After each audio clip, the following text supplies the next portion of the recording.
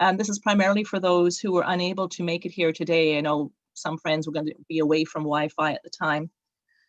The music accompanying the slides you just saw is Raghav Mathur, one of Parshottam's grandnephews. So participation from very many different quadrants today. If I were to pick a genre of music that I associate with my father, it would be 1960s. I always think of him dancing the twist or the jive. And I remember a number of us, I'm not sure if Barry is online yet, but he arranged that some of us go to a dance party. And one of our Scottish dance teachers said, "Your dad's a lot better at that than you are." That said, I didn't think opening with Twist and Shout was quite the right opening today. So instead, I'm going to open with a poem which I found that I think sets the tone for today. A life well lived is a precious gift of hope and strength and grace from someone who has made our world a brighter, better place. It's filled with moments sweet and sad, with smiles and sometimes tears, with friendships formed and good times shared, and laughter through the years. A life well lived is a legacy of joy and pride and pleasure, a living, lasting memory our grateful hearts will treasure. In celebrating a life well lived, we're anticipating that today will be filled with really great memories. I know everyone has different memories from different phases of Parshottam's life. I divided it into three aspects of his life: his early years, that's growing up, training, then his working life in Nova Scotia and Alberta, and then his mature years, which were his interactions with not my generation as much as the next generation. And that's how we'll organize the events today: early years, friends and neighbors, and the next generation. And there'll be a chance for anyone to speak, even if you're not on the current program that I have. To begin the program, I want to reinforce that I am definitely not the one who has known him the longest. As the youngest of 5 siblings, many of his nephews and nieces were contemporaries. Of his 3 brothers, each one has sons or daughters who moved to this part of the world. Satish, the son of the eldest brother, lives right here in Calgary, so it's assuming I was going to be there. And I thought it would be interesting to hear from him first. So Satish, would you like to share a few words?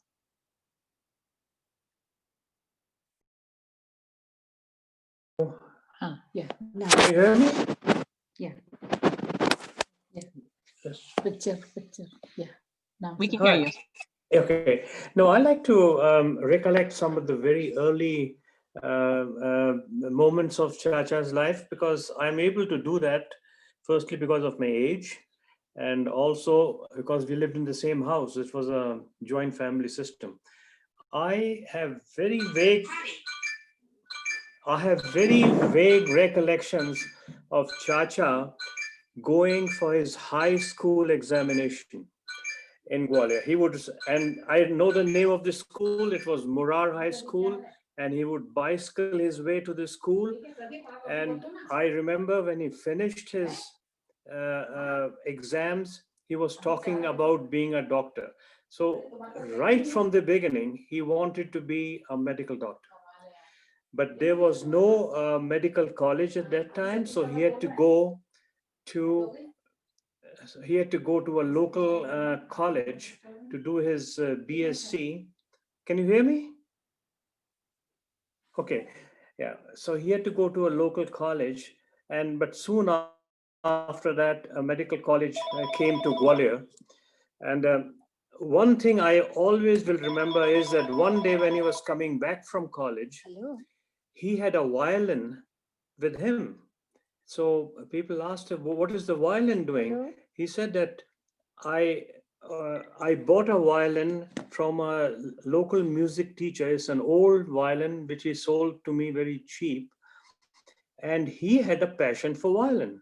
So he came home and then he would practice hours and hours on his violin. And I don't know how long did he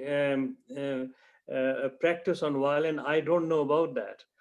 But soon there was a medical college, and I lost contact because my family moved out of the joint family system, and then we followed Chacha afterwards. Then when I wanted to emigrate to Canada, I just followed Chacha. Had Chacha been in Australia, he would have gone to Australia. Had he been in South Africa, he would have gone there. But he happened to be in Canada. So that was that's the very earliest moments that I remember of him when he was in school. Yeah. Thank you. Thanks, Atish. That was really nice. The second eldest brother has two sons who live in Canada, and one lives in Edmonton. So from Edmonton, I'd like to invite Vishnu to say a few words.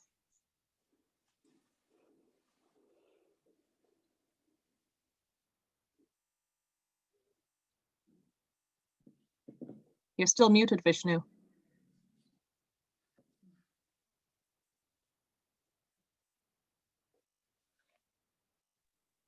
Can you hear me now? Yeah. Yeah. Okay. As Anita just said, Chacha was my father's youngest brother and just about 15 years older. Hence, he was more of a friend than an uncle to me. We lived in a joint family in Gwalior. And those were the times when kids were literally scared to go near their fathers. So we always turned to Chacha whenever we had to approach our dads because he was so friendly to us. I remember he used to have a corner room in the house and he was studying medicines and would study till late. I would sneak into his room and listen to him play violin, or to the dark room where quite often he used to develop pictures he took so passionately. Best of all, I loved him for playing with us whenever he came home early. In my growing up years, I saw very little of him as he left for England in the early 50s. He returned to India to find a job in Indore, and after a year or so migrated to Canada. Our real bonding started in mid-70s after I got married to Mala and settled down in Delhi. Visits of Chacha and Chachi became more frequent, which also meant more family get-togethers with a lot of authentic Indian food and Indian music. He enjoyed being in the midst of relatives. Mala and Chacha shared some common interests. He adored Mala's cooking and singing. She used to escort Chacha to his favorite nooks and alleys of Old Delhi, where for hours and hours they would hunt for his favorite retro records and CDs. One could see the nostalgia in his eyes while he narrated his experiences walking down the streets of the walled city. Now I'll take on. Actually, he continued visiting us, and during one such trip in 2004, while he was with us, Vishnu got a job offer from Australia. We were a bit reluctant to take it up, but Chacha convinced us that it would benefit us and would be a great experience. And it simply opened up new vistas for our son Varun, who's differently abled. And later again, on his insistence, we applied for immigration to Canada. Today, we are ever so thankful to Chacha for shaping our future. During his last days, we often visited him, and he was so happy to hear that we, along with Varun, are settling down so well here. We can never thank you enough, Chacha, for all that you have done for us.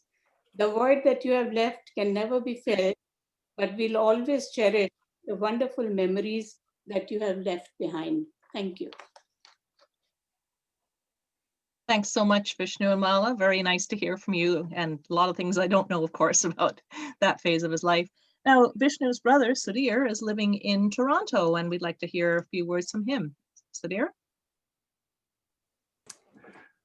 Thank you, Anita and Ashok, for arranging this this get-together, bringing us all together to remember Chacha and pay our respects. All of us have such good memories of spending time with Chacha in Calgary. Preeti and I used to find your home in Calgary as our second home, and we used to visit quite often. I remember Chacha's visit to India when they had moved already to Canada. And I was in my final year of university, and I was talking to Chacha after seeing all the beautiful pictures of Canada that he was showing in the slides. And I said to Chacha, I'd really like to visit Canada for a month or two. And he said, yeah, you should visit. But I would advise you to come on an immigration visa rather than a visitor's visa. So I thought, okay, for a month or two, it didn't make much sense to come and visit on an immigration visa and go through all that work. But I said fine, and so they sponsored me, and 46 years later, I'm still visiting Canada. So anyway, Preeti and I really, really enjoyed all the family get-togethers with Chacha and Chachi in Calgary. And Chacha was the go-to doctor for the whole family. Anything from runny nose to anything more serious, and everybody would go to Chacha, and very patiently he would talk to us, to the whole family, really. Chacha had, despite his busy schedule as a doctor, he always had time for family, and he loved his cars, he loved his photography, loved his music, and he remembered a lot of ghazals, Urdu ghazals, as some of you may have heard him sing those. Uh, and in the family, Chacha's sense of humor was very well known. And Satish Dada can probably attest to it, but I've heard these stories about him that Chacha had his uncle was a smoker, Chacha's uncle. So Chacha put a small firecracker in his cigarette one time, and everybody had some fun with it. Fortunately, I don't think he got hurt. The other one I've heard about him is that one of Chacha's cousin. Snore. No, not that one. Oh, that was a different one. But she used to take her lunchbox to school, and Chacha finished off her lunch and filled the lunchbox with sand and gravel. So surprise, surprise. So those were and there were lots of other humorous stories about Chacha, and his sense of humor was just out of this world. Practical joker. Yeah. We always will remember Chacha and all the good times we had, all the Christmases and the Thanksgiving dinners, etc. in Calgary. We'll always remember him, and very thankful to him for everything he did for us. Thank you. Thank you, Anita and Ashok, for getting us all together. This is a memorable day. Thank you.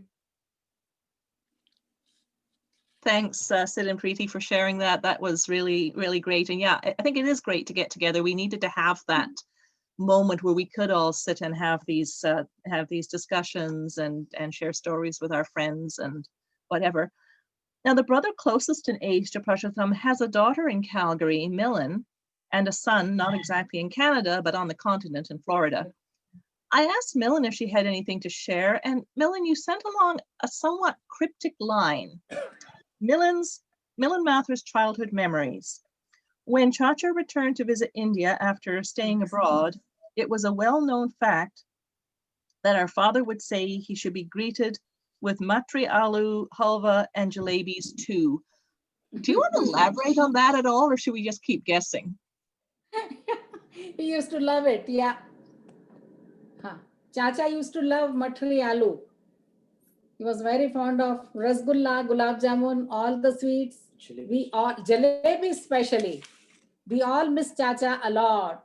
He had very good sense of humor. In my childhood, I didn't see him much because, he left for England when I was very young that time. But when we came to Canada, we got to see him a lot. And we are in Canada because of Chacha. They sponsored us. He had very good sense of humor, and he will be missed always. Anita, can I attest to his sense of humor now for a bit? Rekha. Oh, sorry. I do have you on the agenda for a bit later. Do you want to speak now? Oh, I don't mind, because everybody's been talking about Chacha's sense of humor, and it was a very wry sense of humor. Not everybody got it sometimes. And one of the times that I remember really well is when we had the memorial for Parent Chachi. And everybody was very, very concerned about him and how he was going to manage, because Chachi was such a overpowering influence of the way the house was run. She ran his practice. She did a lot of things. I mean, she kept in touch with all his nephews and nieces on his behalf, because he was so busy working. And in fact, till he stopped working, I had never seen him in anything but a suit and tie, or maybe sometimes in a kurta pajama, but other than that, he was always ready and on call to go.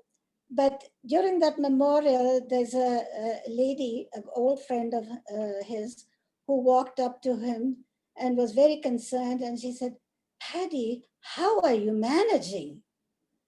And Parshottam Chacha looked at her and said, "Meals and wheels." And she went, "Oh no." She was absolutely aghast. He just smiled and he says, "The friends' meals and my wheels." And she didn't get it, but I was standing by and I burst out laughing. So this is the kind of humor he had. And I can attest to it because in 1967, when Satish and I came to Canada, you guys were in Dartmouth, Nova Scotia at that time. And so that was the first stop. We flew in from India, and he picked us up at the Halifax airport, and we drove back to Dartmouth, where you guys were all there. And the hospitality that Parshottam Chacha and Chachi showed to us endeared him. I had never met him because we got married while he was still in Canada, and the kind of relationship we had with Chacha and Chachi was more like an elder brother and a bhabi rather than a Chacha and a Chachi, because we were Satish is so close in age to Parshottam Chacha. And in later years, after Chachi had passed away and when he was not in good health, I always, whenever he came to our place, I asked him, "What would you like to eat?" And there were a few things that were his favorite, and I would cook for him. And he enjoyed that a lot. And later on, when he couldn't go anywhere, he would call to me and said, "I feel like eating this, or I feel like eating that. Can you order it from Skylark, his favorite Indian restaurant in town?" And I would, the last few years, I did order some things to be delivered to him. And yeah, he was fond of food. He enjoyed it. He knew what he wanted. Mango ice cream was one of his weaknesses. But we miss him. Every now and then I say to myself, "Oh, haven't talked to Parshottam Chacha for a while." And then, of course, the sad realization that he's no more. So he's greatly missed. Thank you. Anita, Pradeep will like to say something. Can you please ask him? I have him next on the agenda. We have an agenda. So Milan's brother Pradeep is in Florida, and Pradeep, I take it you are online. That was my question to you because we had this discussion yesterday by WhatsApp. So if you are online, I would like to say a few words. The floor is yours. Thank you. We greatly miss Chacha. I did not remember seeing him till 1960 when he came back from England. And his degrees impressed me, and that is why I became a physician myself. And it is because of him that most of the cousins in the family are in USA or Canada. And he has helped settle each one of us. Chachi also had a great contribution in that, obviously. His humor was great. And like everybody else, I also was in love with his Bentley. And he drove it with pride and showed it with pride. In one wedding, he had taken the car for the bride and groom, and he had parked the car and had his cap on. Another cab driver came to him and said, "How is the cab market in Calgary, and Chacha, with his witty humor, said, "Not bad, but I have to do surgery on the side." That was the kind of humor he had. Well, he is immensely missed, and we'll always remember him. Thank you very much. Thanks, Pradeep. That was really nice to hear. Now, from the people who knew him back in the day to those who got to know him later when he was in Canada, you've heard from my cousin Rekha. And Dina, are you online? Did you want to say a few words?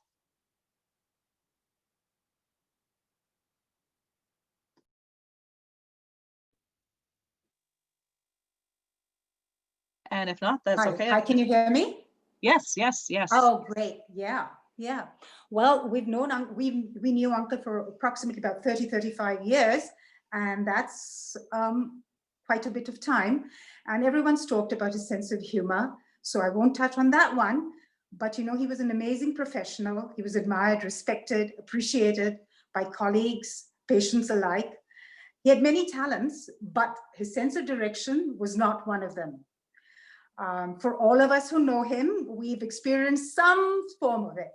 I remember an incident once when riding with him and Auntie Perrin. This is totally a Calgary scenario. We were headed to the northeast from the Costco on Heritage Drive. And while on the ramp to Glenmore, taking the turn onto Deerfoot, he takes the right lane. Auntie Perrin says, no, you're in the wrong lane. We need to take the other lane. He says, oh, no, I know what I'm doing, the right lane. So he takes the right lane. Auntie Perrin doesn't say a word, and we end up at a dead end at the Burnco quarry site.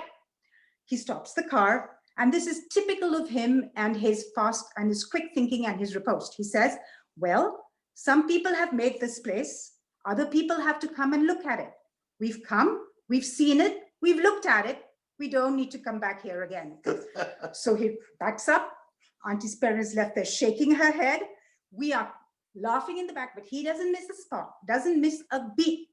And off he goes, catches the ramp to Deerfoot. Auntie Perrin is shaking her head, and we are laughing at the back, killing ourselves. I just thought I'd put that in because with many talents, that was not one of them. And on that note, I shall give the floor to someone else. It runs in the family.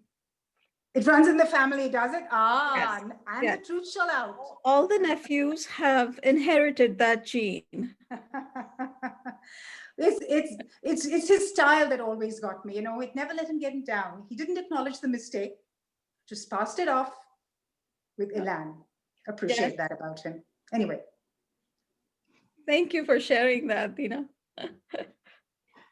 Thanks, Dina. That was great. And yet, directions and lefts and rights, he inevitably got left and right mixed up. So that was interesting.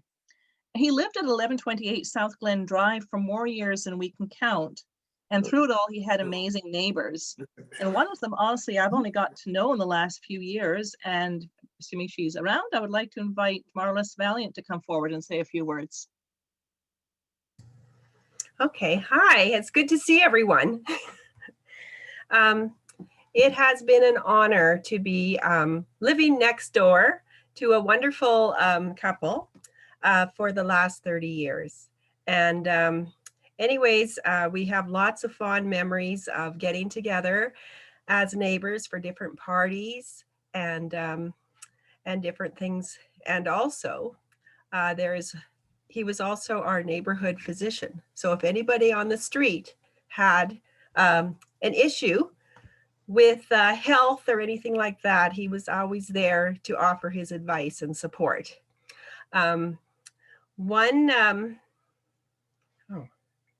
don't know if my video's on. Okay. Anyways, yeah, here I am. Sorry, I didn't know I was disappearing. Just little technical issues. Anyways, one of the fun things that happened one time was that Patty asked us if we wanted to ride in his Bentley. And so we thought, oh, it would be so nice to go on this fantastic adventure. So myself and then another neighbor that lived across the way, we were in and had a ride with him. So we just thought we were just going to be really going around the block or something like that. But so I actually had left something on the stove while I was gone. And or not left, it left something simmering or in the oven or something. And then so then we ended up going into Fish Creek and just driving all around.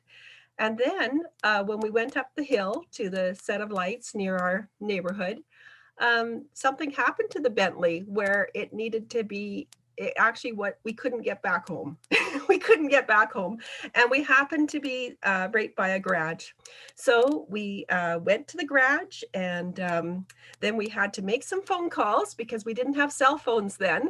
And Perrin was wondering where we were, and so was Rose, which was Jack's wife. And so anyways, they found out that we were just stranded. And so we were quickly picked up and brought home. And that was our adventure. And we really had a good time with that. And we were kind of having a great time. Anyways, there's, I did have some other things. Patty was somebody who liked to have a good time. He liked to have his, the camera out all the time, taking pictures, and he would be there for that sort of thing. And he also had a very good sense of humor with parties that happened at his house. And I think, and actually it's different living. I'm actually the next door neighbor, and we used to have a very good relationship to Perrin as well. And we had dogs that wrote letters to each other, and we talked all about these humans that lived all around us. And so anyways, as I look next door now, I know that he's you know, not suffering anymore and stuff like that. But I'm always filled with the fond memories that we had of him. And he was just a joy, as well as the whole family, really. I missed meeting Anita and Ashok because they were gone when we moved. But what a lovely family, and how nice to have met them and some of the relatives too. So thank you. Thanks, Marlis. That was wonderful. And yes, I'm still wondering about that food that was simmering on the stove there. I think you had to call Rose to come and rescue it or something. Yes, I think it was in the oven, so they just had to turn it off. So nothing was burned, so that was good. It's great to have a fulfilling working life, and it's even greater when someone works with you and becomes a friend as well. I'd like to introduce someone who was both a workmate and friend to him. Neelam Austin, are you online?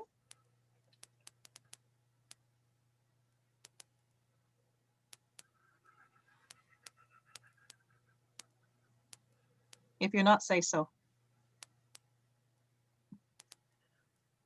Okay, maybe she didn't make it. Through the marriage of one of his grandnieces, he became acquainted with Vipin and Savitri Prasad, who now live in Ottawa. And I believe they'd like to say a few words. And I know you're on. Dr. Parshottam Mathur, you know, for us became our Chachaji soon after, almost about 25 years ago. And we really need to thank Shikha for bringing him into our life, because she decided to marry Anshu, and that was what made Chachaji our Parshottam Mathur Chachaji our Chachaji. When Shikha agreed to marry Anshu, then Milanji and Raviji said, well, we must meet first. As you know, Raviji was very particular about certain things. So we have to meet. So we are going to go to Calgary to meet Milanji and Raviji. And we decided this is the first time we are going, and we have never met them, and it's a formal relationship. So we wanted to stay in a hotel. We didn't want to go to stay with them. So no problem. Raviji hung up the phone, and that was the end of it. And we said, fine. So I made arrangements to stay in a hotel. That evening, the phone rings. Who's at the other end of the phone? I'm Dr. Parshottam Mathur calling from Calgary.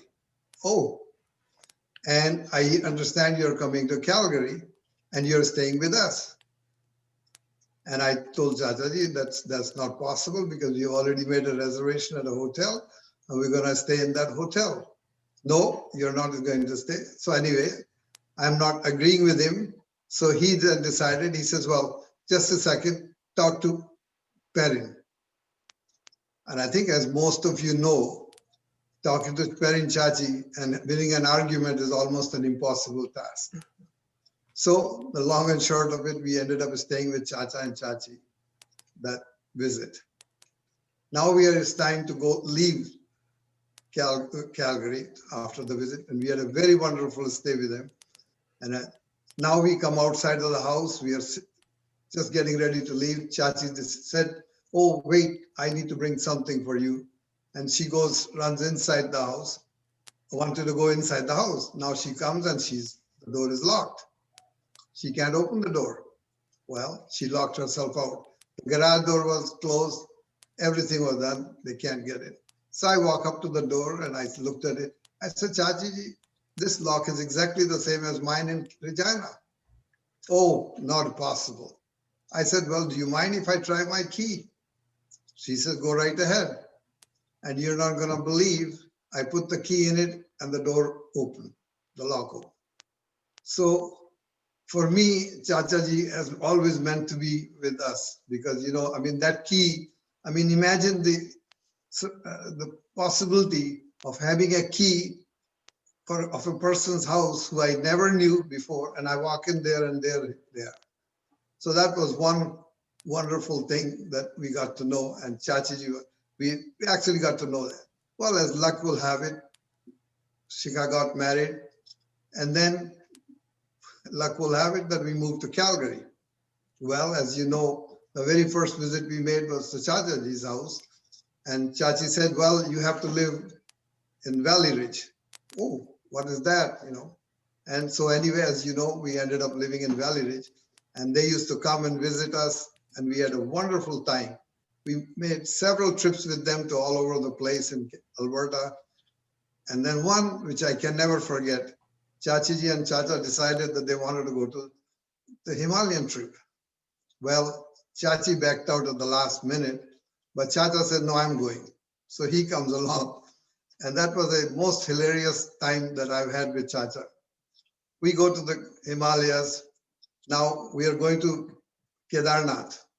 And I think those who from where you can drive up to Kedarnath and to walk up, it's almost about 14-kilometer hike up. And so Chacha said, no problem, I will walk. And Chacha. So he said, okay. So when we said, well, let's make sure we get something just in case we can't walk. So we got some horses. So Chacha said, I'm not taking a horse. He said, I can't go on a horse at all. So he said, okay, I will take a palki. So fine. And, so he used the palki and we ended. And definitely his medical knowledge was very well received by Savitri, who when she got up to the top of the Kedarnath, the oxygen was very little. So she was feeling dizzy and she was not able to see, and Chacha was able to help her that thing. So even medical thing. And then after that, when we coming back in the morning, Chacha, as everybody talked about it, said, Saab, aaj to aloo ke paranthe ka breakfast hona chahiye. So now you see you're in the middle of the Himalayan mountain, and to try and get a paratha made of aloo was some fun. So it was very fun, and he needed, anywhere we stayed, he had to have two things, good food and a Western toilet. Without Western toilet, Chacha was not going anywhere. And that was one fun because it was not easy to find Western toilet in some of those places in India where we were traveling with him. Then we come to, we were in Calgary, and as most of you know, we used to go hiking lots of time with them. Now we are going hiking. This is when Chachi was still there. Chachi decided we're going to go to the tea house. I think most of you know, tea house is probably one of the very strenuous hikes in the Banff area. Well, we are going, and we got started. After we got started, as you know, Chachi is just going fast and she's way ahead of Chacha. And so I said to Chachiji, Chachiji, we got to look after Chacha, you know, he's coming back. Oh, no. He's too slow. You stay with him, me and Savitri going first. And she's off gone. But Chacha was, I have to admire him. He insisted, no, he's going to go up. And him and I took our sweet time going up the thing. Now we come to the final thing, and I don't know if any one of you have gone to the tea house, but if you have, the very last one is a steep climb. Chacha gets there and he's pretty exhausted by that time.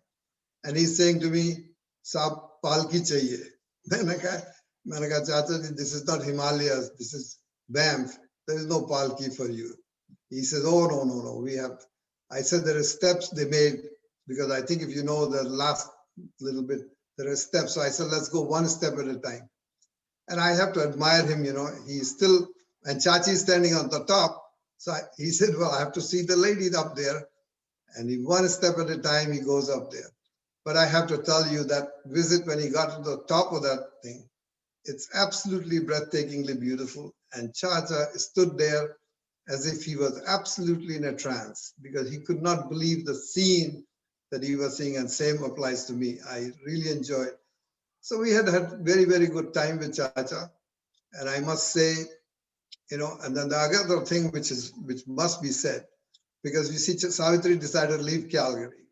So I was alone in Calgary for a year, but I wasn't alone. Chacha said, why don't you move with me? Because this was after Chachi had already gone.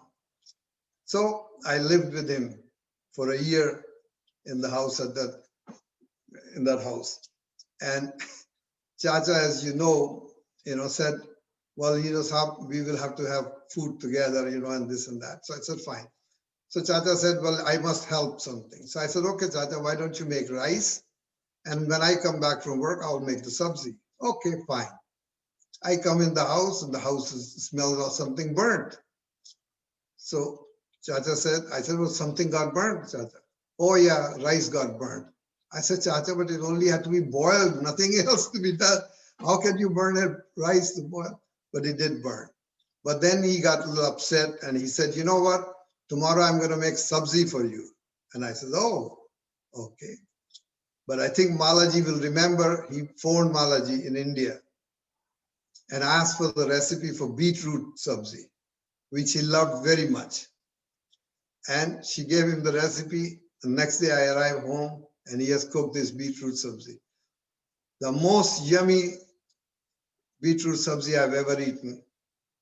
And it was Malaji's recipe and Chacha's cook, but above all his love and affection that he put into that sabzi.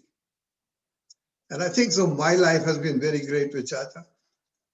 And I just like to thank Shikha for bringing him to our life. Thank you. Thanks, Vipin. That was really great. Really good stories there. I believe we have Amina and Haider on the line who wanted to say something.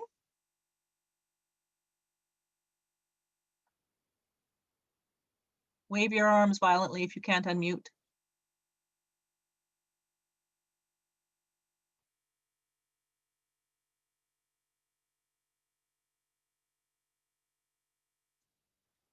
And I don't see you, so I'm kind of move on. Oh, do I hear somebody moving, talking? This morning I had a message from another friend asking to speak, and so I'm going to turn this over to Kanak Curry. Hello, good evening, good afternoon. My name is Kanak Curry. I see so many Mathurs today, but my first connection of Mathur was with your Chacha and Chachi. In Glace Bay, Nova Scotia, in March 1964. I arrived Canada on March 3rd, 1964 in Glace Bay, and that's where I met them. And they used to live, what was the name of that place where you lived, Ashok? They lived a little further, right? Oh, I forgot the name of it. That little town where they used Moser to River? Moser River, yes. So he used to come and visit in Glace Bay because my husband, Dr. Kere and Dr. Di Rosario, all three of them were the closest friends when I met. And if those two are gone before, if they were here, they would have had stories to tell from Nova Scotia, honestly. I don't remember all of them. I wish I wrote down few things and told, but I still remember one thing, that I was pregnant and I used to feel very car sick and I needed always puri aloo to eat. Then I don't feel car sick. But I couldn't make all the time. So I was going to Moses River to drive to their home for overnight. So there I went and I was not feeling good, whatever. And coming back, she made me puri aloo. I ate full stomach and I sang all the way through. I forgot the song name now, Pyar Ka Nagma Hai or something like that. I just never forgot that puri aloo made by Parent Chachi. Really, I really did. And then they moved to Calgary and we moved to Prince George, British Columbia. So every time we came to Calgary to visit my daughter, my husband will make sure, Umesh Khare, that we will go see Dr. Mathur, no matter what. So we will drive up, find up his home, go visit him, sometimes have dinner with them. And I think Ashok remembers coming to Prince George. They drove all the way to Prince George to my lake and picnic. And I sent him the picture and to Anita, if you see it. They were, Ashok, I still remember your big smile, your small little face and a big smile. I never forgot that. And Anita, I remember your dance performance. Which dance you used to do? You showed me, what is that? You did Irish or no? Scottish. Scottish dancing you did. You performed for us in Calgary in the house. I didn't live with him so much because I was only 5 months in Glasgow, Nova Scotia. But De Rosario and Dr. Mathur both were surgeons, top surgeons those times. But Dr. Mathur was the humblest and calmest and most polite person we have ever met. He was never bragging about him, even they just always so humble. We're always smiling no matter what happens. And it's just, that's what my husband Umesh used to tell me. And I met him. And Parent was always so bubbly and going and doing things. I can't, every time we drove and then we used to live, my daughter lived in the same area where his house was. My middle daughter lived here and she was very close to his house. So we used to go make sure and visit him. And then one time I came to भाई साहब के घर, क्या नाम आपका, रेखा भाभी के घर आए, तो मैंने कहा मैं कचौड़ी बना रही हूँ, I'm making kachoris. He said, go bring kachoris. I think I brought kachoris and he was very happy to eat. So I'm just saying, I have just visual memories of him so much. I don't have that many stories because I really didn't live with him that much. I visited him so much and then I was so young, 22-year-old, and just seeing them, respect and talk to them and visit. So it's just a memory, but I still remember Ashok and Anita. To the little thing, I remember a lot more about their activity and their pictures. When I see, everything pops up in my mind. And I say, how lucky I was. And those three people, they're all gone now. I'm the one who's left here. So I feel very emotional and very happy. I had a chance to meet your father and mother. Very proud. And now I know so many Mathurs with Milan and Rekha ji and Vishnu Bhai Sahab and what's your name? नाम नहीं भूले Toronto में. आप लोगों से मिलके भी इतना अच्छा लगता है, ऐसा लगता है जब माथुर से मिलते हैं. I feel like I'm just in the family, and that's what my thing is. Now I know so many Mathurs. I just feel so lucky to know him and his family, and now your family. And Anita and Ashok, I hope I get to meet you sometimes personally. Please do come and see me. I would love to. Thank you. And happy Diwali to each one of you. What a day to remember. What a day to remember. Thank you. Thanks so much, Kanak. That was lovely. One area that we don't have anybody, because I wouldn't know how to get in touch with people, is the time he spent overseas doing volunteer work with an organization. So he would be the doctor on call. But what led to this partly was his love of the Spanish language. So he had gone whole hog and learned Spanish, and apparently speaks it quite well, or spoke with a really good accent and everything. So he would go to some of these countries, and they would help out the people in a rural village. And he was very glad that he had learned Spanish well enough that he didn't need an interpreter for some of that. So I believe, Farouk, you wanted to say a few words.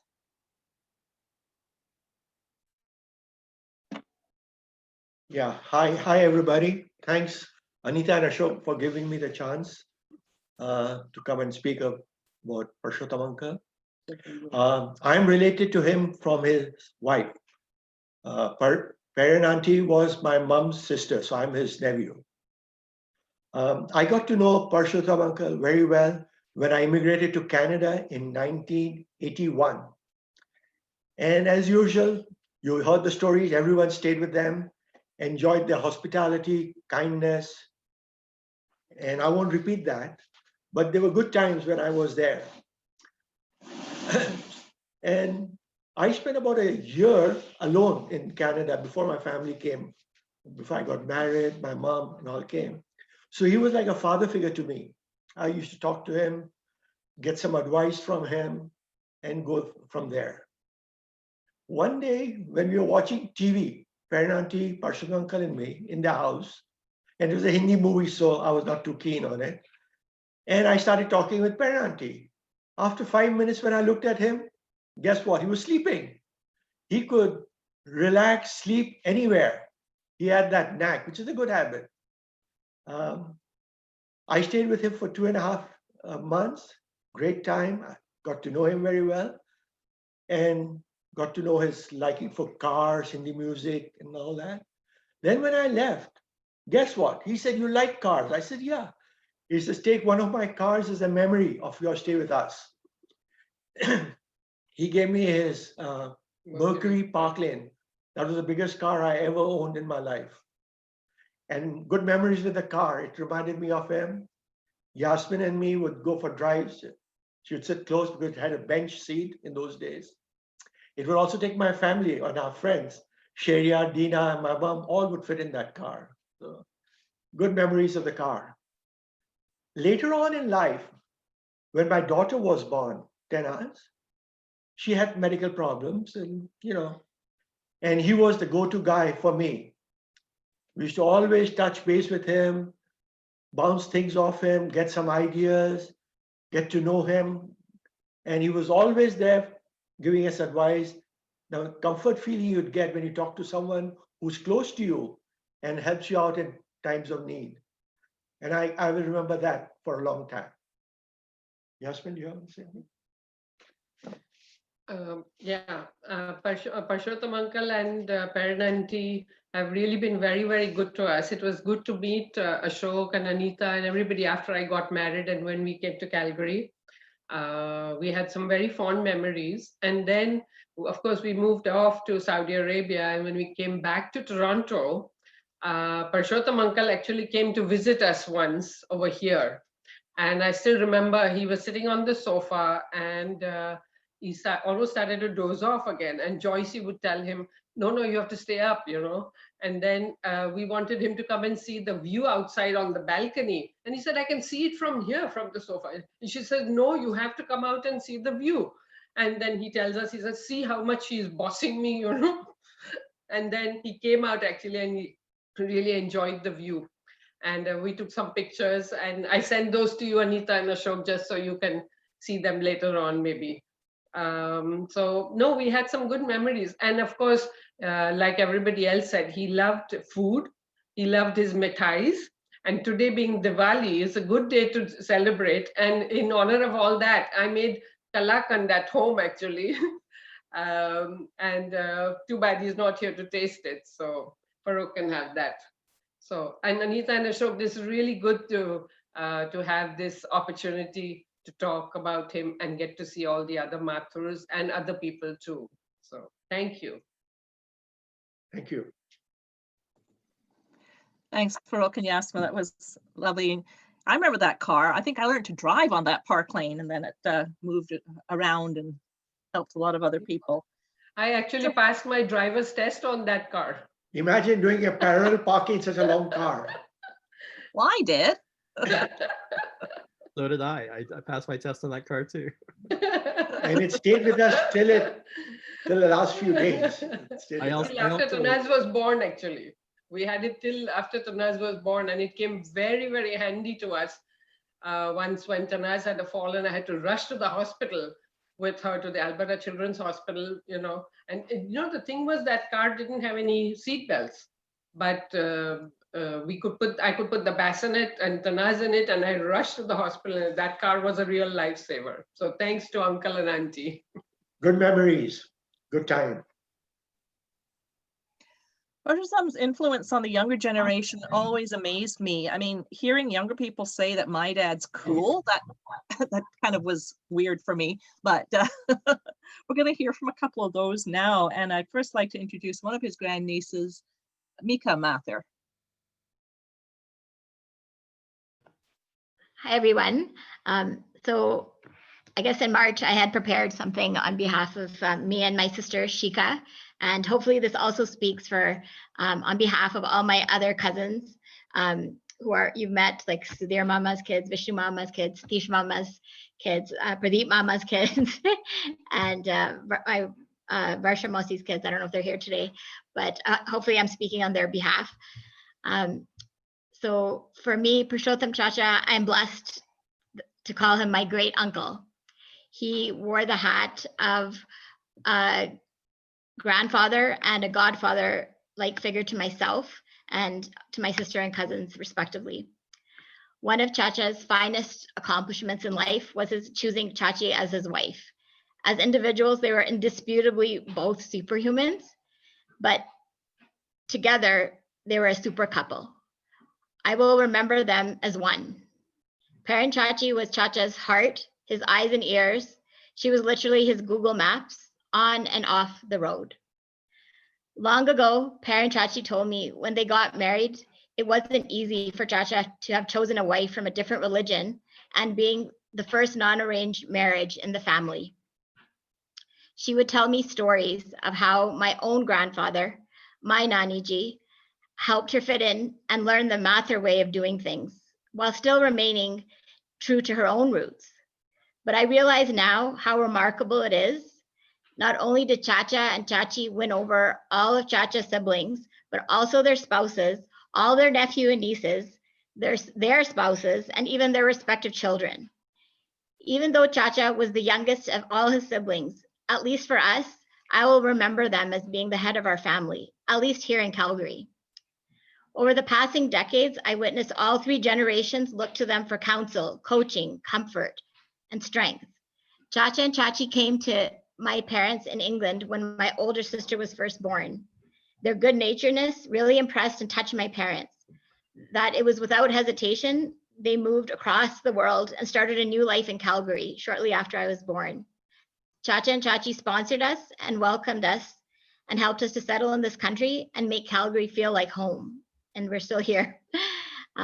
Countless individuals in Calgary would ask us when they saw our name, are you related to Dr. Mathur? And be full of praise for his professional abilities as a surgeon and his personable bedside manner. It wasn't long before we realized that he was quite the celebrity around town. When we were young, Parshottam Chacha wouldn't hesitate to come rushing over to check our tummy aches, even after working countless hours.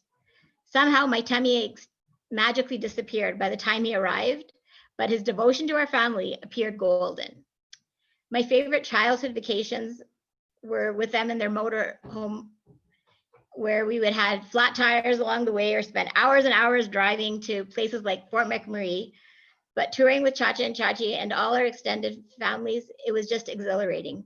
Our most exotic adventures were all fun and games filled with laughter, and it leaves me with uplifting memories. Now that I'm older, I am actually traveling the world, but even my worldly travels can't compete with my exotic, fun-filled motorhome adventures with Chacha and Chachi. It was thanks to them who taught us the true meaning of Christmas. Making friends and family feel like they belonged. Combining turkey dinner with Bollywood charades, spoiling us with gifts, instilling us with the art of giving, making time and effort to take us to the food bank with them to donate all the food we collected from their Christmas food bank collection efforts, teaching us that giving really is receiving. Chacha's nickname for me somehow ended up being G for garbage green when I was really young. I would really try hard to formulate a good comeback, but I soon realized no one could ever outsmart or top Chacha's jokes. Chacha was famous for his tasteful sense of humor.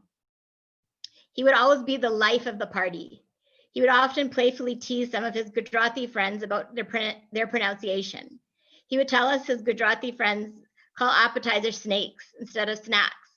And one day, he had a colleague who was also Gujarati, and he worked in the same medical office. And he said to Chacha, doctor, please come, there are snakes in the hall. Chacha told us, he said, what are you telling me for? Call an exterminator. And then it became a running joke in our family. Whenever appetizer would be served, we always would shout out, snakes in the hall, all because of Chacha. And ironically, I actually ended up marrying one of his Gujarati friends, Dr. Lal and Zareen Gohil's nephew, Neil Gohil.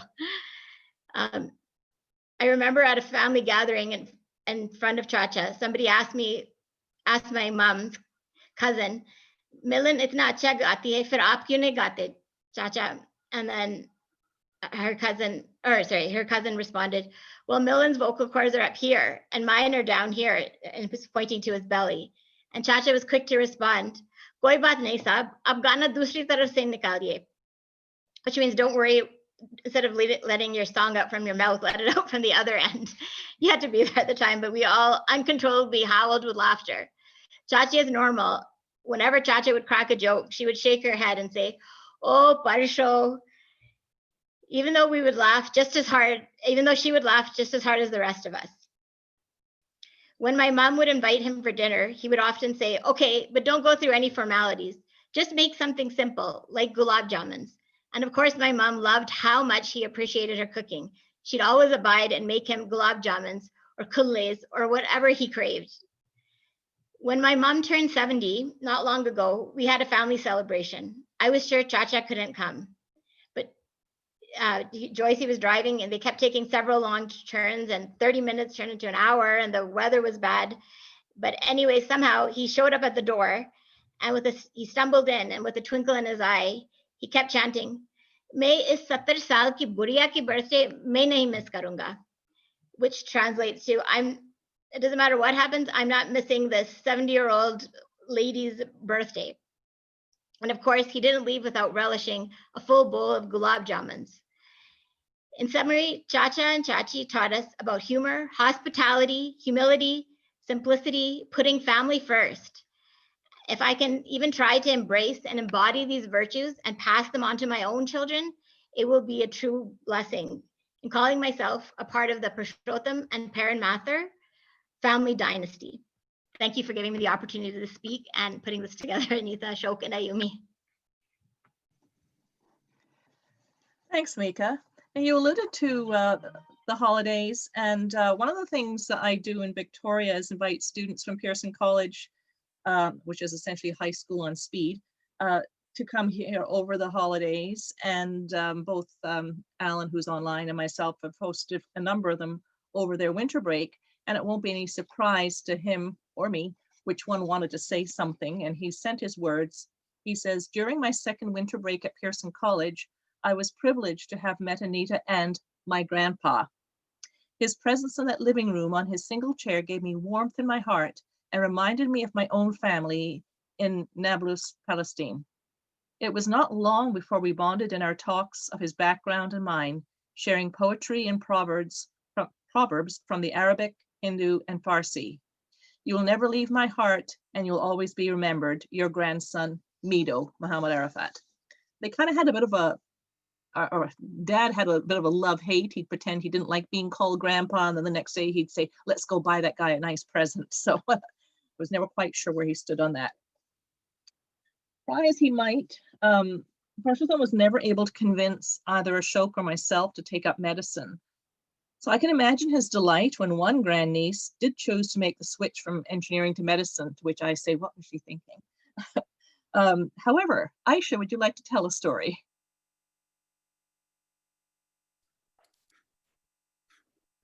Hi. Oh, there we go. Thanks, Anita. So I met Uncle Patty when I was 5 years old. We'd moved from India in 1981. It was minus 30 something and the wind chill making it even colder. We came to Uncle Patty and Auntie Perrin's house for the first time, and it was warm and comforting and entirely the opposite of everything outside.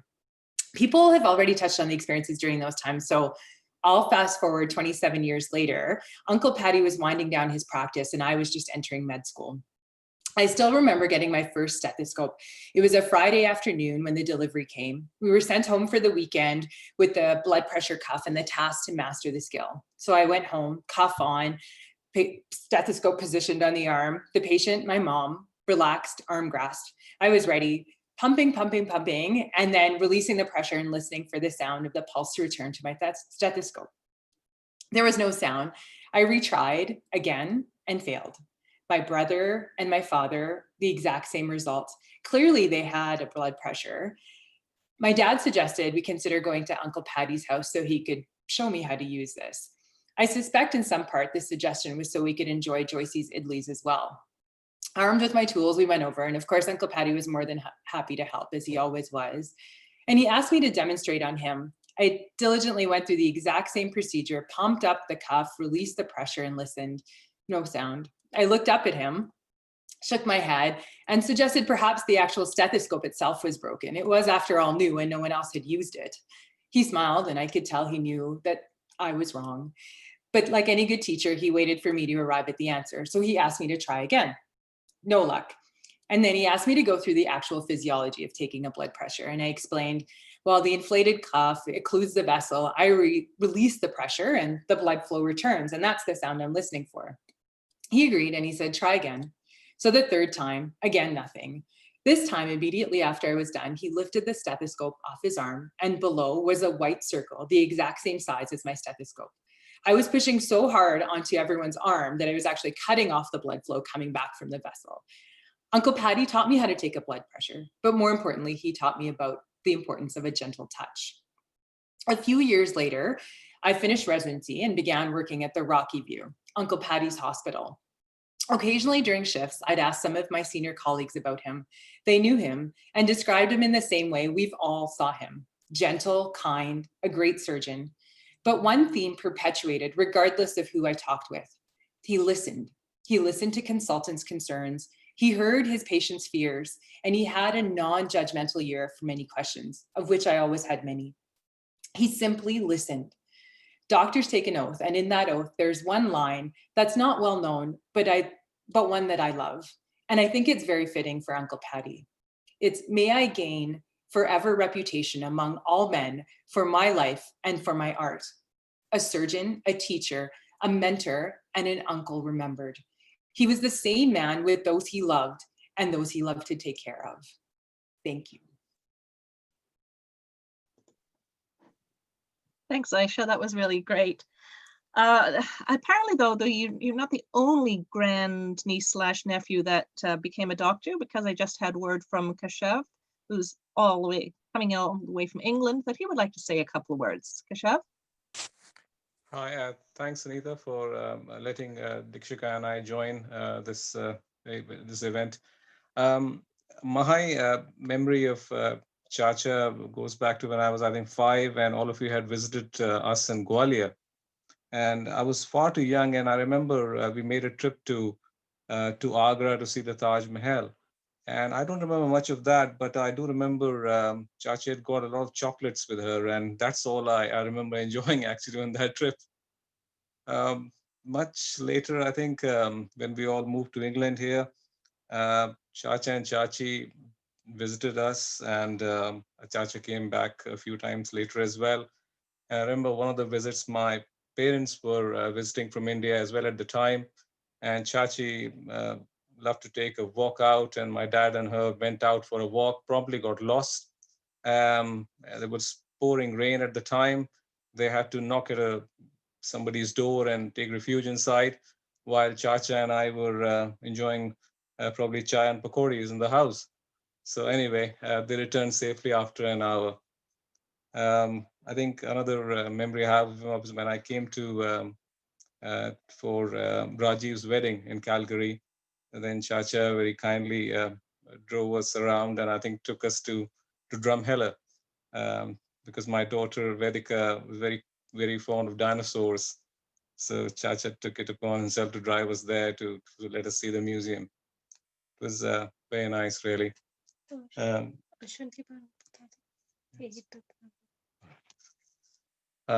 That's all really that I had to say. But it was nice. It's nice to see you all. Thanks very much, Kashyap. Shok, can I share my screen? We have another grand nephew, Varun, that's spelt V-A-R-U-N. That's about as much as I can do right now. And he prepared a little video that I am going to hope works out well. I mean, the video will be great, but I'm supposed to read something in time with it. So let's just see.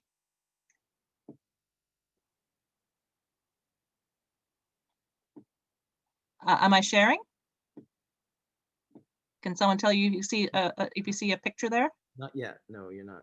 Okay, let me shrink that down and do this again.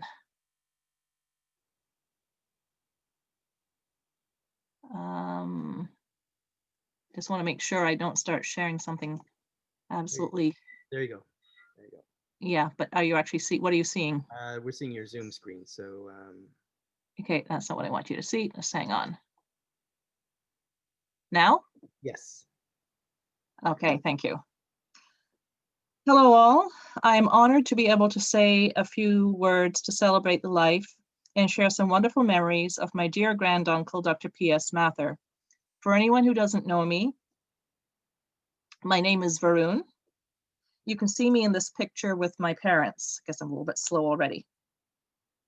Wait, we're not going yet, are we? Hang on. You can see me in this. There we are. He was my father's youngest uncle, the last of my grandparents' generation. Needless to say, there was a huge gap in our ages, but P. Chacha, as we fondly called him, was so young at heart that this age difference never came in the way of enjoying each other's company. He loved to make me laugh and enjoyed listening to even the silliest and corniest of my jokes. In fact, he was the life and soul of every family gathering. His jokes and his subtle sense of humor always evoked immense amusement and laughter.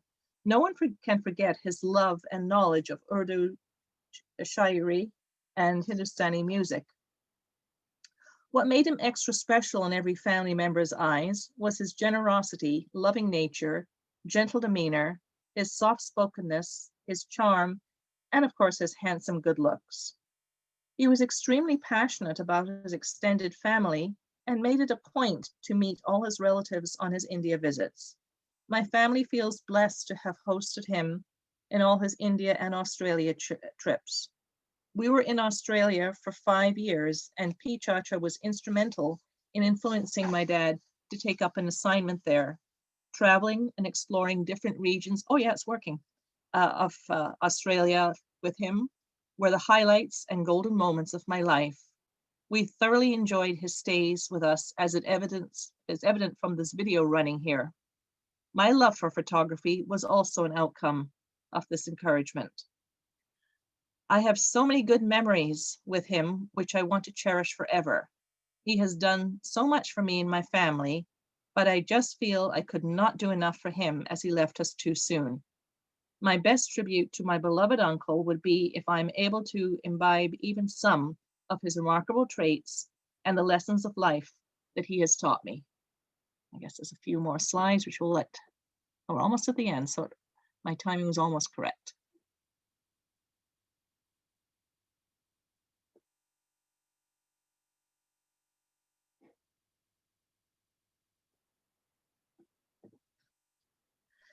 So in a moment, I'm going to ask both Ayumi and Ashok to close this, but before I do, does anybody else have a memory to share? Yes, Rita, can you hear me? I do. Okay, Prem Lakra. Well, we enjoyed listening to all the stories just now and be very exciting, very friendly, and very happy from our point of view. We met your dad initially many years ago when he was instrumental in bringing us from the countryside where we'd come to into Calgary. He introduced us to a friend of his who was looking for a colleague. We joined up and now we're in Calgary. And for that, we really appreciate what he did for us. Among our many memories was a follow-up of, as you had mentioned earlier, about his moonlighting as a chauffeur. And when our son got married, he volunteered his services. And as the couple came out of the hall, he was waiting in the Bentley to take them on.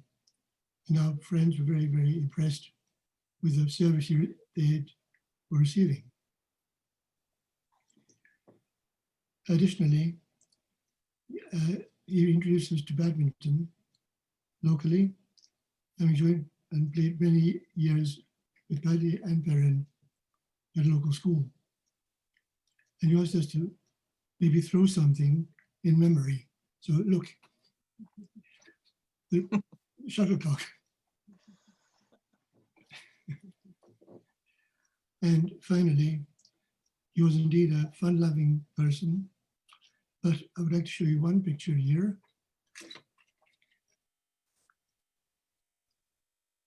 You can see that? Yeah. And fun-loving, there he is.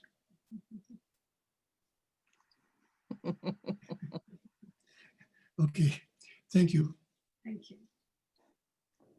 Thank you. Anybody else before we go to the closing? I would like to. All right. Am I, can you hear me? We can. Okay.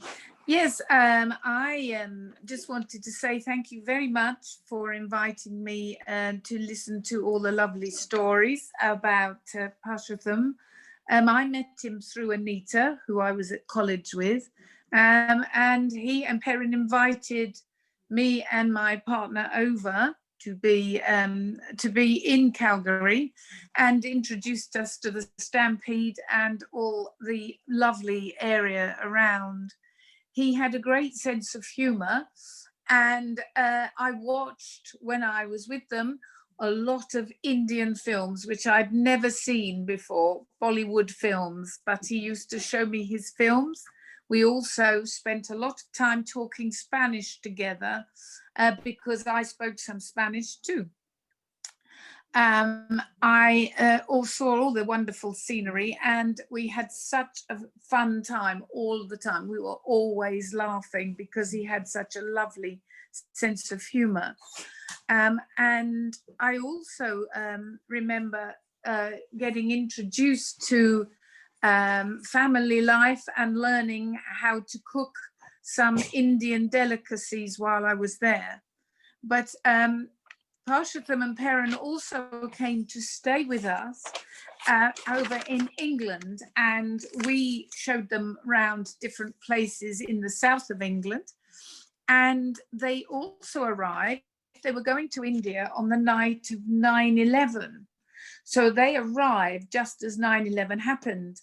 Well, they arrived and their suitcases were in the overnight to carry on, going on to India. So they arrived with literally the clothes they stood up in and their toothbrushes and the night gear. And we then had the joy of taking these two poor souls shopping to buy clothes for them to be here. So we were literally having to clothe them from skin outwards because they had absolutely nothing with them. So we had great fun doing that, and they stayed for 2 or 3 weeks until they were allowed to go home, till there were flights again. And really my memories of them, I mean, he used to ring, and Perrin used to ring me if they were in different countries. So I actually, because they spoke of the places they were visiting, I ended up becoming a traveler as well, because I was just so fascinated with what they told me. He did have a great sense of humor, and he used to call me the cat, because Anita was talking with us one day, and she said that I had 2 cats, and he said, no, you have 3 in your house, and that was Etta, Lucy, and Sue. So he saw me afterwards. It was always a joke between us. He would say, hi, how is the cat?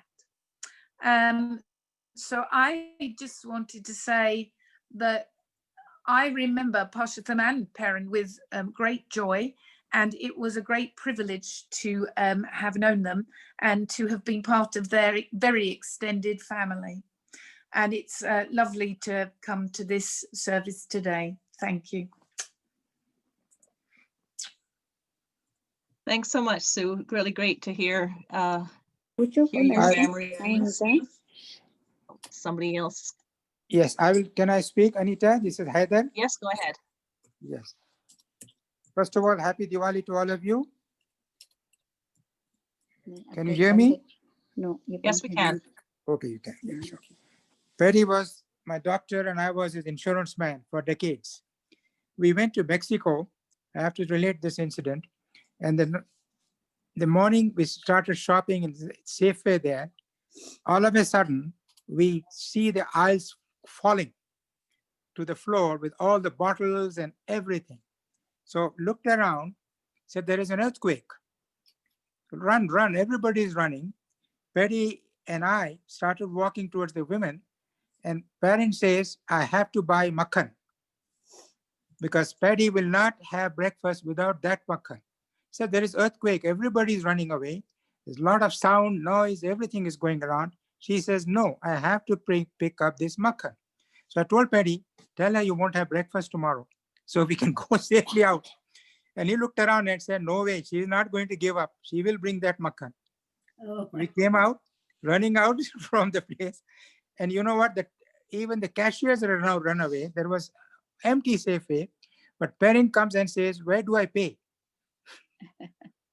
Patty took the bill, put it on their tail and said, let's go now.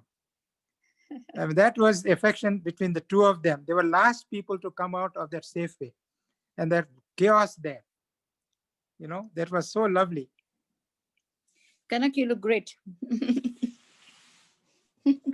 Thank you. Yeah, we'll miss Perry always, right? Yeah. We were such a nice person and parent too. Yeah. I'm going to be handing over in a second to Ayumi and then to Ashok to close, and won't hear from me after that. So I'm just going to say we're apart, but to tie things up together after we close and you leave, I'm inviting everyone to do your own tribute. I had suggested you could take something and throw it into your garden or a river or some such thing, or if you prefer, you can raise a glass.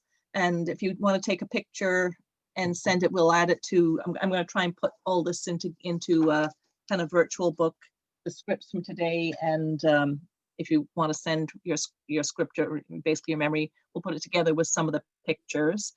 And now I'm going to allow, or ask, not allow, Ayumi and Ashok to close the event. Can I go and get the water or flowers, or we do it here right now? We have to go get it something, right? You can go and do it after the event and send a photograph. Oh, send a photograph, not right now. Oh. Correct. Hello, can everybody hear me? Yeah, okay. Happy Diwali, everybody. For those of you who don't know me, I'm Ashok's partner, Ayumi. I just wanted to say a few words about Parshottam. So Ashok and I started dating in 2006, and Ashok and I accompanied Parshottam to India in 2008. And soon after, where we actually went to parents where she grew up, the distillery where she grew up as a child. And then after we returned from India, Ashok and I broke up. And I was living in Newfoundland, and Ashok was in Calgary. No, sorry, in Vancouver.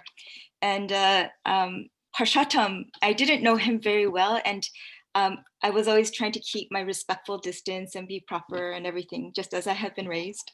And he phoned me up out of the blue, and he told me that Perrin had visited him in a dream, and he asked me, he implored me to call Ashok because he had heard that Ashok and I had broken up. And because Parshottam is an elder, and at the time, and maybe even now, I'm a bit hot-headed, but because he's an elder, I said, of course I'll call. Yes, don't worry, I will call your son. And then that's how we ended up getting back together. One of the things that I have seen and witnessed about Parshottam, but also the entire Mathur family, is I just find that there's so much power and so much love from generation to generation to generation. And one of the things that I've witnessed is how Parshottam was really good at drawing the care from others. And I think it had to do with how much care that he and Perrin had put out into the world. And it always rolled back in a beautiful cycle. And I saw this toward the end of his life when Joycey came into his life, and I thought, oh, like, I think he and Perrin called someone like her to provide so much care, and that on his deathbed, I could see that the generations of the Mathurs and all of the love that was surrounding him, and it was very reassuring to see that he passed away with so much love surrounding him. I've carried on the tradition of feeding the birds, and I understand that Perrin loved to feed the birds in her backyard. And in my backyard, we have 2 bird feeders set up, and there's a bright red cardinal that comes to visit almost every day to eat from the bird feeder. And for me, the red bird is a fusion of both Perrin and Parshottam. And so I try to make extra care when I make the bird seed to make sure that that red bird, as well as all of the sparrows, will enjoy. So I just feel very much of a privilege to be able to witness Perrin and Parshottam's love and all of the power and care that continues from generation to generation. Thank you.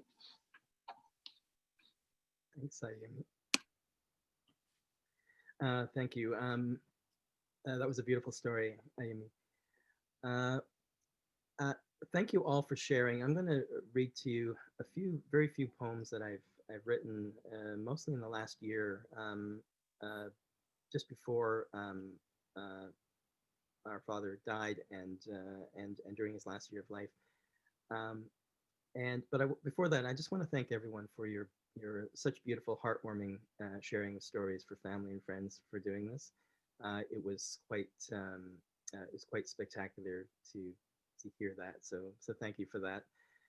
I'm also going to just express a deep appreciation, Anita, for you for organizing this. It was done so beautifully, and thank you for leading us through this amazing ceremony. Thank you for this.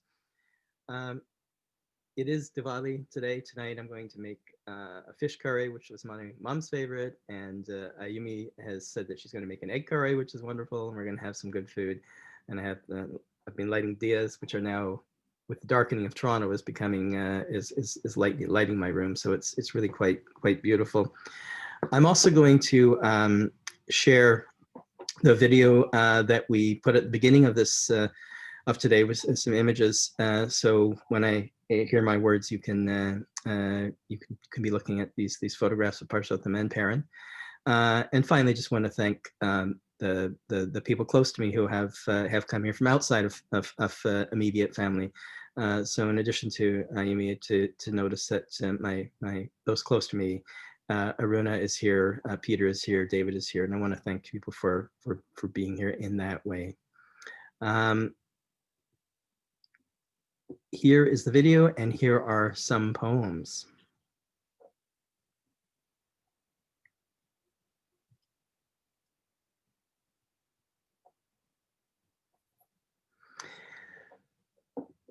When he sleeps now, he holds his hand away from his head, palm up and outward, a gesture of acceptance or compliance or a deep religious need. In the end, it is just a hand outstretched, so singular it could be detached from his body. Its skin so grooved it seems a leather satchel worn by use and travel, but mostly it sits still except for breath and appears a carving in a museum. It waves both a greeting and a farewell. It was a poem I had written while I was sitting with him in the hospital.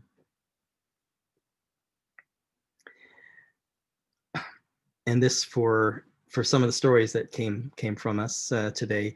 My father had that habit of laughing hard at jokes, but hardest at his own. He loved his jokes so much that sometimes he would start laughing before he was halfway done, and sometimes his chortles and gurgling buried the rest of the story behind gales, perplexing his audience. But then there was this.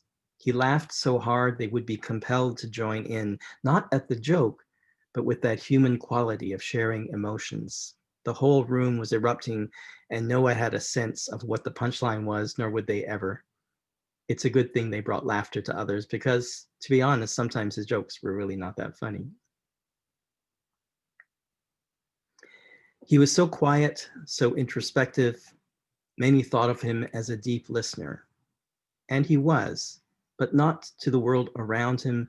So many times we would end a conversational thread and move to another, only to find our father weigh in on the first with such sincerity that we always knew he had no idea what he had missed. It was the source of much mirth, and we would tease him incessantly, and my father good-humoredly would laugh along, but we were not really sure if he understood what was going on. If he was not listening to the conversation outside then, I wonder what he is listening to now.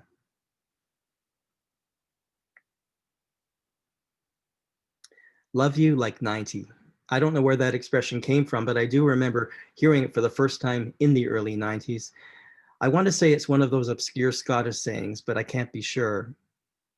If I turn 90, it will be halfway through the century, deeply beyond the futurisms we imagine as children. There will be no Jetsons cars, or maybe there shall, redone drones equipped to care instead of kill, but imagining the 50s as a distant tomorrow instead of the Bobby Soxers of American television, it's so difficult to do. But today, he turns 90.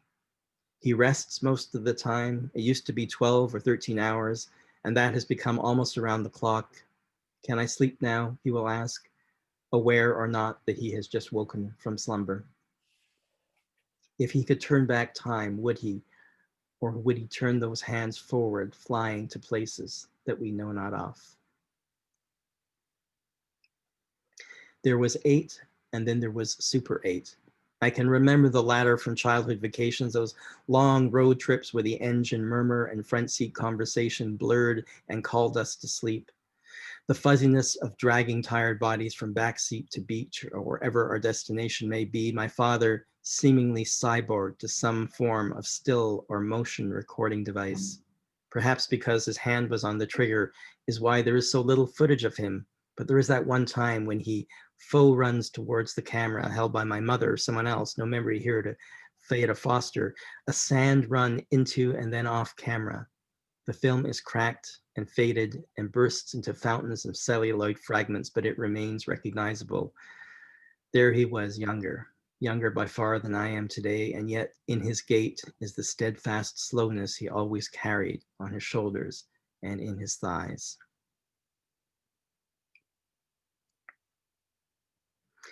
When years gave way to years, he spoke infrequently, his thoughts trapped inside his head as always, but with no workplace to retreat to, lost. But if you mentioned a surgical procedure or an ailment or a reaction to a drug, his eyes lifted and he would begin to share his expertise with anyone. It became a thing if we were worried at reclusivity to simply tout out something medical, and his gaze would align with his brain and encyclopedias would erupt as a voice. He was someone who cared about people, but more than that, cared about care. And the final piece I'm going to read for you today, in thanking all of you for being here, for being around, and I think after this we'll just fade off slowly into the next spaces that we're going to be inhabiting. In that mix of genre and gender, or oeuvre and overt movement, I call these father prose oems, but they could be prose homes or alms pose. There is something awful about the indescribable, only made worse by base attempts to find the perfect, imperfect descriptor. Sometimes what is hidden never was, or never was anything like it was expected to be. Parsing out words to detail a dream when only music or brushstrokes can come close. Might as well shine light on an eardrum, bounce sound off a retina, waft scents on Mars. There is no here, only vague sentiments of possibility. Might as well call it sleep.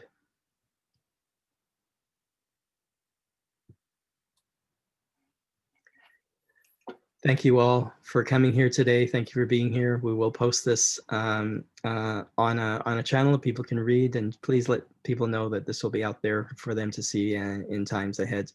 Thank you for all who are here, and most importantly, for those who weren't able to come here, we're thinking of you too, and we're thinking of my mom, we're thinking of my father. Thank you so much. Hearts out to you.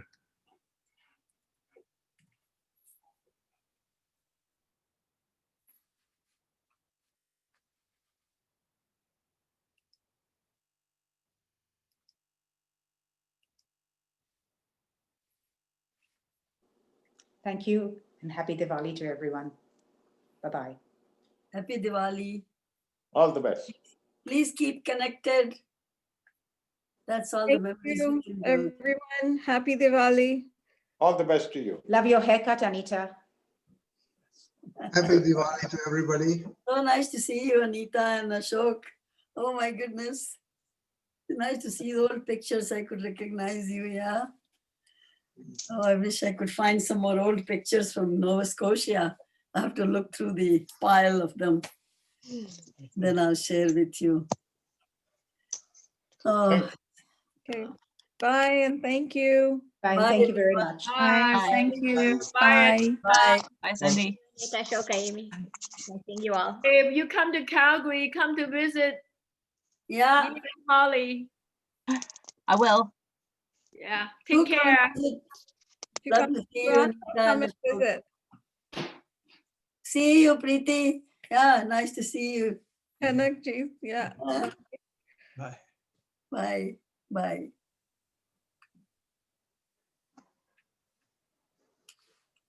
Thanks for sharing. Goodbye, everybody. What an Goodbye. honor. Bye. Bye, Marlis. Oh, it's so nice. Bye-bye. It was lovely seeing Bye. everyone. Bye-bye. Thank you. Thank Bye. you very much. Bye-bye. You live in Thank you, Victoria, Anita. Anita, That's it. right? Anita, you live in Victoria, right? I do, yes. Okay. Oh, it's so nice to see you. Oh my gosh, yes. Come by, see us sometimes. We can just talk. Love you. Bye. Bye, you. Amina. Bye, Bye. Amina. Nice to see everybody else. Thank you, Yes. Anita and Ashok. It was a lovely get together. We'll always miss him. He was one of our favorite friends, both of them. Like Dr. Di Rosario's wife was also from there where your mom was. So they used to have always little competition. It used to be so funny. It was nice.